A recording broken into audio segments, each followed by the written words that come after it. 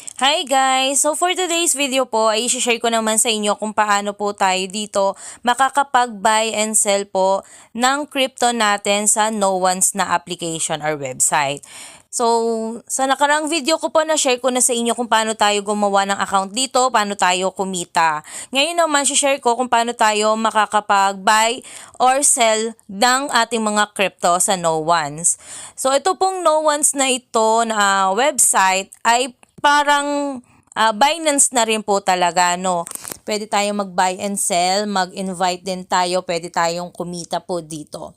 And so wala na pong halos Binance or mawawala na po ang Binance sa Pilipinas. So maganda po itong no one's na alternative po na mga sa crypto wallet. Okay? So ayan, share ko sa inyo dito sa dashboard. Makikita po natin dito yung ayan, Explore P2P Marketplace. At marami na talagang user po nitong no one's na to. So dito meron silang P2P. Dito tayo magba-buy and sell.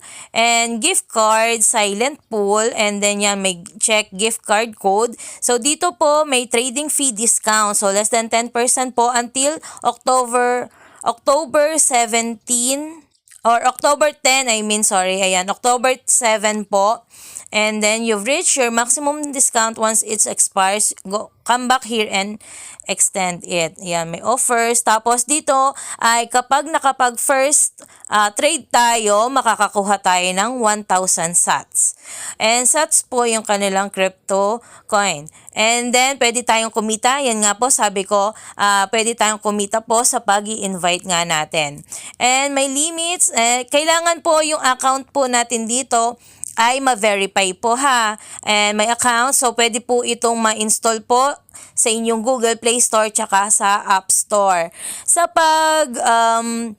verify ng account, i-click nyo lang po yung picture or yung profile dito sa gilid and then my profile, click nyo lang po siya. So, nasa sa inyo naman kung gusto nyo po yan ma-verify or hindi. So, sa profile po ninyo, click nyo lang yung settings. Tapos, dito kailangan nyo lang pong mag-upload ng image, cellphone number. Tapos, yung confirmation code, lalabas po yan dito. And, ayan po. Ganyan lang siya kasimple. Ito yung itsura kapag po hindi pa verified po yung inyong account. Yan, balik tayo dito sa dashboard guys. Click yung P2P. So, dito sa P2P, dito tayo pwede mag-buy and sell. Tulad nga po sa Binance, ayan, P2P din po yung ginagamit natin doon. So, dito ayan, merong P2P gift cards saka silent pool. Sa P2P tayo, dito sa pagbabuy and ng crypto. So, kailangan nyo lang po dito syempre, pipili kayo kung ano po yung crypto na gusto po ninyong bilhin. Halimbawa, yung Bitcoin, yung USDT po. So, ayan po. Pili lang kayo dito and then, ayan, merong bank transfer. So, kailangan lang, syempre, pili po kayo dito nung maganda po yung ratings nila. Ayan, merong 99.9%. Pero merong thumbs down, no? So, pipili lang kayo dyan kung sino yung gusto nyo or maano nyo makatransact. So, ayan po, kapag po bank transfer, meron silang Como, C-Bank, eto po, and ayan, pili lang kayo dyan kung ano yung gusto nyo pong itry. So, pwede rin tayo ditong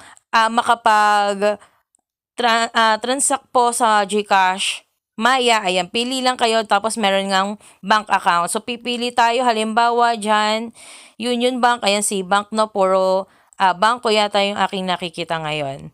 Pili na lang kayo kung gusto nyo pong mag-try ng Bitcoin, USDT po. And halimbawa, nakapili na kayo, kiklik nyo lang po yung account na yan or yung buy and then dito makikita nyo naman.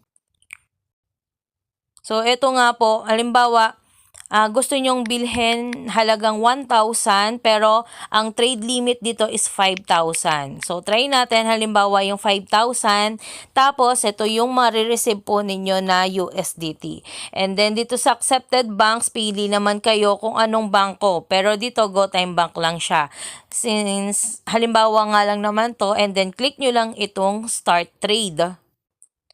And then, dito naman sa Sell Crypto, ganun lang din siya. Click nyo lang yan. And, dito naman po sa Sell Crypto, ay pipili rin kayo dyan, syempre. Halimbawa, kung anong meron kayo, kung ano yung hinahawakan nyo po o meron kayong crypto. So, sell nyo yung Bitcoin nyo, yung USDT nyo sa via InstaPay, Mlowillier. Ayan, depende po, pipili kayo kung saan nyo gusto. Okay, halimbawa yung Bitcoin po ninyo, pero yan InstaPay dito.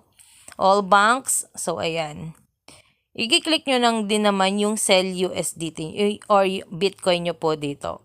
Ayan, ganun lang po kasimple mag-buy and sell dito sa No Ones. So, same lang talaga po siya ng Binance. Kung wala pa po kayong account dito sa No Ones, pwede nyo pong i-click yung link na nasa comment section or description po natin para po makapag-start na rin po kayong gumamit ng No Ones na website. Okay, so dito na po natatapos yung aking video. Maraming salamat po.